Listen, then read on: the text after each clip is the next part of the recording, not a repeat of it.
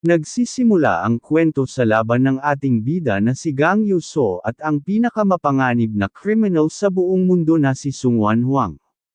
Sinabi ni Huang na naiiba ang ating bida sa mga mahihinang kasamahan nito at pinakita ang mga walang buhay na katawan ng mga kasamahan ni Gang Yo na nagpapakitang nagawa silang talunin ni Huang.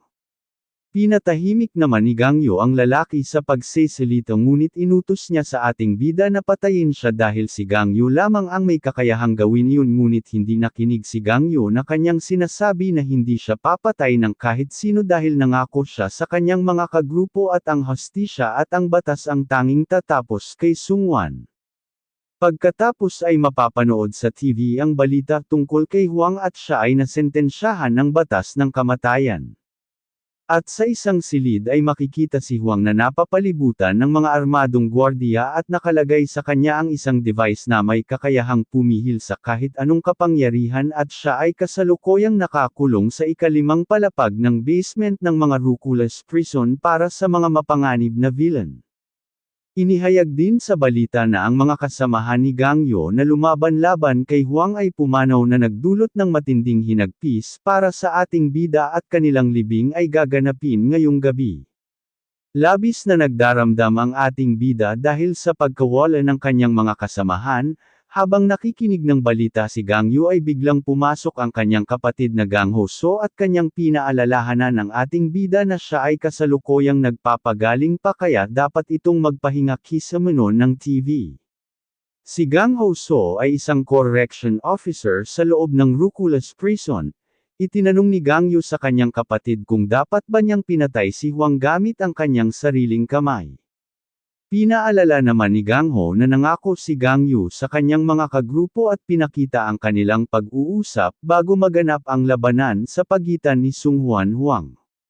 Sinabi ng babae na ang mga bayani ay dapat na naglilitas ng mga tao at hindi nila trabaho ang pumatay kaya hindi dapat sila pumatay kahit na ito ay kakilakilabot na criminal dagdag pa nito na ang mga criminal ay mga tao din kaya meron silang karapatan na tumayo para sa paglilitis.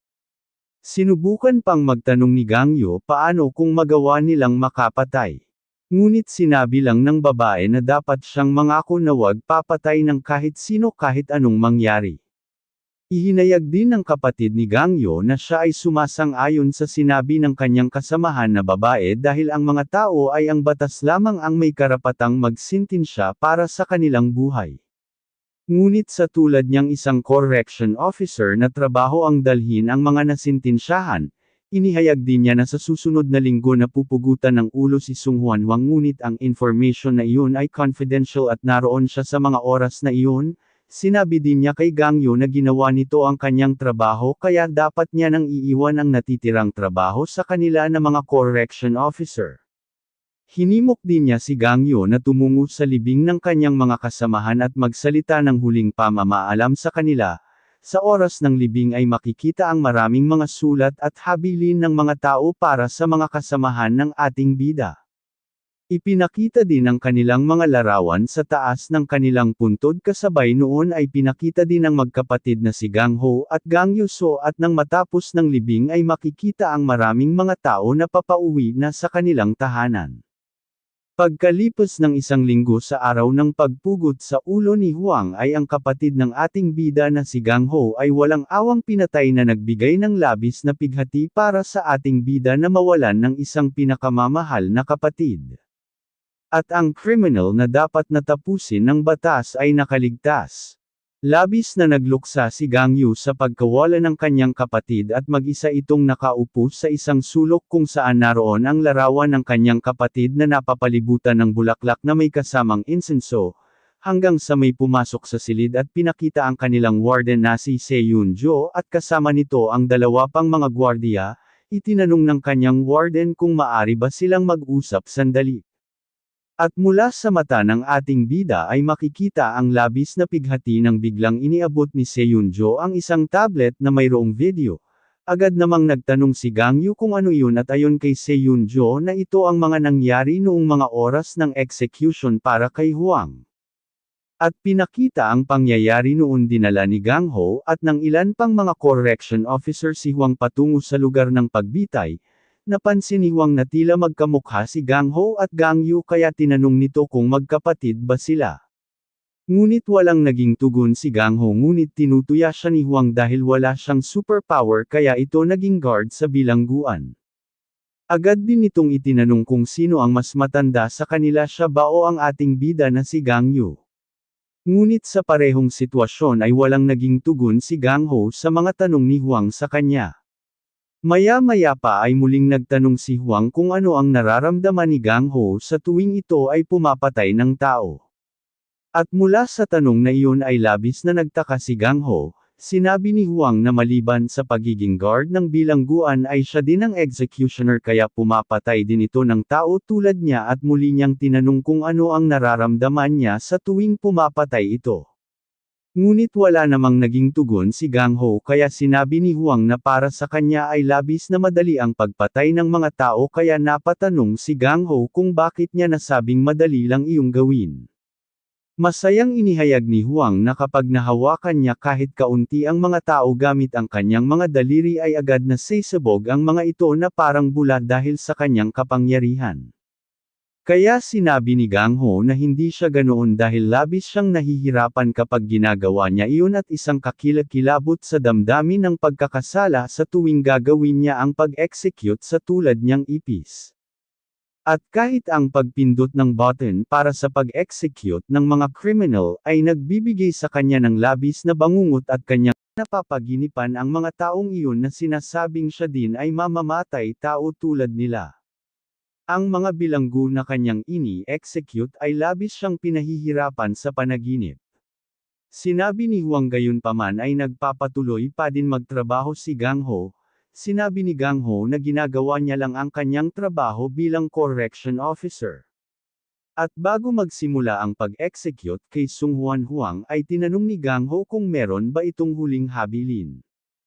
Kaya muling itinanong ni Huang kung sino ang mas nakakatanda sa kanila ng ating bidang si Gang Yu.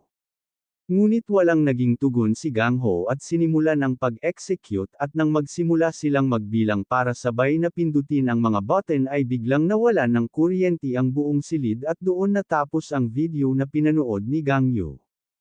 Inihayag ni Seiyun-jo na noong huling sandali para sa pag-execute kay Huang ay namatay ang buong power ng Rukulus Prison. At muling ipinakita ang mga nangyari ng mga oras na iyon at nagtataka ang mga executioner kung iyon ba ay blackout.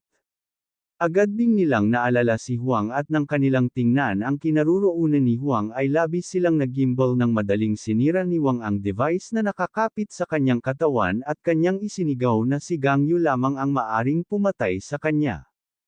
Agad namang iniutos ni Gang Ho na dumapa ang lahat pagkatapos ay nagkaroon ng malakas na pagsabog sa paligid.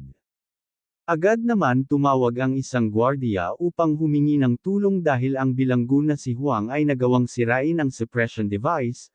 Muli pa niyang inulit ang kanyang mga sinabi ngunit biglang lumitaw si Huang mula sa kanyang likuran kasabay noon ay unti-unting nagbago ang kanyang katawan at sumabog.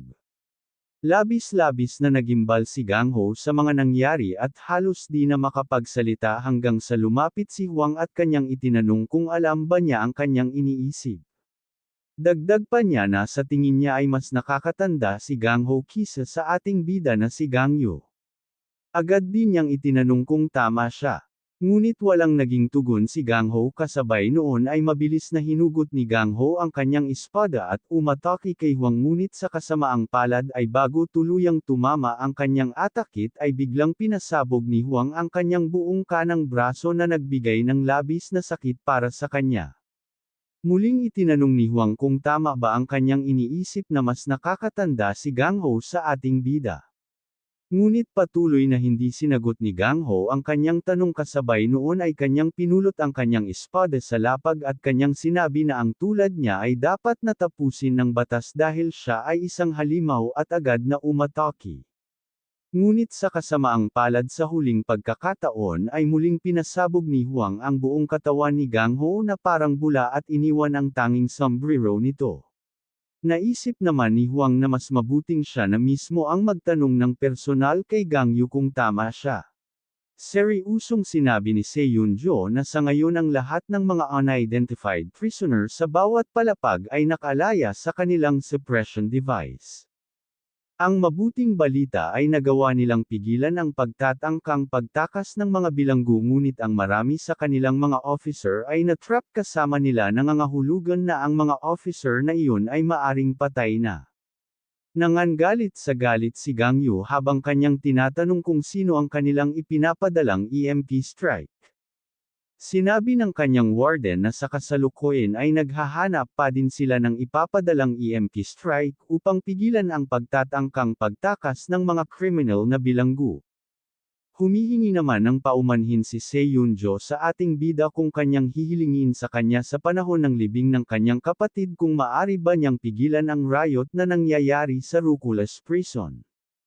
Agad naman pumayag si Gang Yu, ngunit sa isang kondisyon. Inihayag ni Gang Yu na sinabi ng kanyang mga kagrupo na ang mga bayani ay hindi pumapatay dahil ang mga bayani ay dapat na nagliligtas ng mga tao at hindi dapat sila papatay ng kahit sino. Ayon din sa kanyang kapatid na ang mga tao ay tanging ang batas dapat ang magpaparusa at ang tanging mga tao na may karapatang magsintensya ay ang mga executioner, kaya hindi niya nais pumunta sa Ruculus Prison bilang isang hero kundi bilang isang executioner. Habang sa Ruculus Prison ay patuloy na nagaganap ang riot at ilan sa mga bilanggo ay sinusubukang basagin ang bakal na pinto gamit ang kanilang sariling lakas. Mayroon ding mga binagbag at pinatay ng mga bilanggo hanggang sa biglang bumukas ang bakal na pinto. Labis naman ang tuwa ng lahat nang makitang bumukas ang pinto at nagsimulang magsitakbuhan upang tumakas, ngunit bago pa sila tuluyang makalabas ay sinalubong sila ng isang malakas na hangin na nagdulot sa kanila na tumilapon pabalik sa loob ng bilangguan. Hindi makapaniwala ang marami sa mga bilanggo sa kanilang nakikita at lumabas mula sa usok ang ating bida at binati niya ang lahat ng bilanggo. Halos manigas ang lahat sa takot nang makilala nila na si Gang Yu ang executioner na dumating upang pigilan sila. Nagtataka ang marami kung bakit ang isang hero ay nakasuot ng uniform ng executioner. Meron ding mga naglakas loob na lumaban at sumugod sa ating bida, ngunit sa kasamaang palad bago sila tuluyang makalapit sa ating bida at gamit ang isang suntok ni Gang Yu ay nagawa niyang wasakin at pagputol-putulin ang kanilang mga katawan. Marami ding nadamay sa ataking ginawa ng ating bida at halos manigas na sa takot ang marami nang makita ng kanilang dalawang mga mata kung gaano kalakas si Gang Yu.